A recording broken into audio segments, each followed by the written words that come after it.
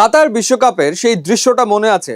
ইনজুরির কারণে Lautaro Martinez যখন form খুঁজছিলেন, ঠিক তখনই দৃশ্যপটে আগমন ঘটে দ্য স্পাইডার হুলিয়ান আলভারেজের। তার গতি আর প্রেসিংয়ে দুর্দান্ত এক বিশ্বকাপ কাটায় আর্জেন্টিনা। কিন্তু সময় বদলেছে, লাউতারো এখন ইন্টার মিলানের রাজা, আর আলভারেজও ইউরোপের অন্যতম সেরা স্ট্রাইকার। এবারের বিশ্বকাপে লিওনেল স্কালোনির সবচেয়ে মধুর মাথা ব্যথা এই দুই গোল মেশিনকে নিয়ে। তারা কি পারবেন এবারের বিশ্বকাপ মাতাতে? স্কালোনি কি দুজনকে একসাথে খেলাবেন? প্রথমে আসা যাক লাউতারো মার্টিনেজের কথায়। ইন্টার মিলানের অধিনায়ক হিসেবে লাউতারো এখন ক্যারিয়ারের সেরা ফর্মে আছেন। সিরিয়াতে একের পর এক গোল করে তিনি দলকে ট্রফি জেতাচ্ছেন, হয়েছেন লিগের সর্বোচ্চ গোলদাতাও। বক্সের ভেতর লাউতারো এখন আগের চেয়ে অনেক বেশি ক্লিনিক্যাল এবং লিডার হিসেবে পরিপক্ক। অন্যদিকে হুলিয়ান আলভারেজ ম্যানচেস্টার সিটির অধ্যায় শেষ করে নতুন চ্যালেঞ্জ নিতে তিনি এখন আতলেতিকো মাদ্রিদে। যেখানেই খেলুন না কেন, আলভারেজের পারফরমেন্স গ্রাফ সবসময় ঊর্ধ্বমুখী। গোল করার পাশাপাশি অ্যাসিস্ট করা, উইং দিয়ে নিচে নেমে বল রিকভারি করা, সবখানেই আলভারেজ অনন্য। এই দুজনের খেলার স্টাইল কিন্তু সম্পূর্ণ ভিন্ন, আর এটাই আর্জেন্টিনার সবচেয়ে বড় শক্তি। লাউতারো হলেন একজন পিওর নাম্বার 9 বা পোচার।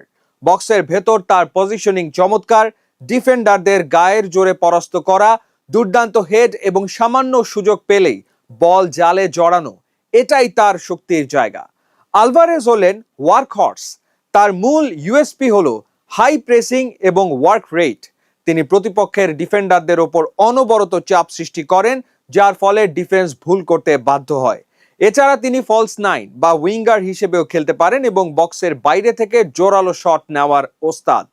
এবার আসা যাক সবচেয়ে বড় প্রশ্ন, স্কালোনি কি তাদের দুজনকে একসাথে খেলাতে পারেন? উত্তর হচ্ছে হ্যাঁ, পারেন। তবে সেটা নির্ভর করবে প্রতিপক্ষের ওপর। সাধারণত স্কালোনি 4-3-3 বা 4-4-2 ফরমেশনে খেলেন। যদি দুজনকে একসাথে খেলাতেই হয়, তবে আলভারেজকে একটু উইংয়ে বা ফলস 9 হিসেবে নিচে নেমে খেলতে হবে, আর লাউতারো থাকবেন মূল স্ট্রাইকার হিসেবে। এর মাঝে লিওনেল মেসি খেলবেন ফ্রি রোলে। তবে সমস্যা হলো, দুজনকে একসাথে খেলালে মিডফিল্ডে একজন খেলোয়াড় কমে যায়, যা আর্জেন্টিনার চেনা ব্যালেন্স নষ্ট করতে পারে। তাই স্কালোনি সাধারণত একজনকে শুরুর একাদশে নামিয়ে অন্যজনকে সুপার সাব হিসেবে ব্যবহার করতেই বেশি পছন্দ করেন। যদি আমরা গত এক বছরের পরিসংখ্যান বা স্ট্যাটসের দিকে তাকাই, তাহলেই বুঝবেন কেন এরা দুজন ইউরোপ কাঁপাচ্ছেন। ইন্টার মিলানের জার্সিতে লাউতারো মার্টিনেজ গত এক বছরে সব প্রতিযোগিতা মিলিয়ে গোল করেছেন 25-এর অধিক এবং সতীর্থদের দিয়ে করিয়েছেন আরো গোটা 5 অ্যাসিস্ট।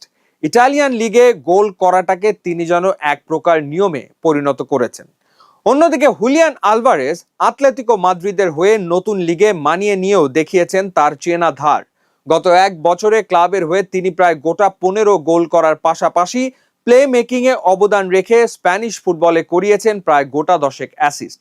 অর্থাৎ লাউতারো যেখানে পিওর গোল স্কোরার হিসেবে বক্সে খুনে মেজাজে ছিলেন, আলভারেজ সেখানে গোল করার পাশাপাশি অ্যাসিস্টের দিক থেকেও ছিলেন সমান কার্যকর।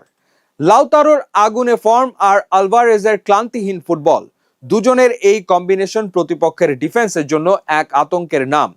কাতার বিশ্বকাপের অধরা গোলগুলো এবার লাউতারো পুষিয়ে দিতে চাইবেন, আর আলভারেজ চাইবেন নিজের স্পাইডার জাল আরো একবার বিশ্বমঞ্চে বিছিয়ে দিতে।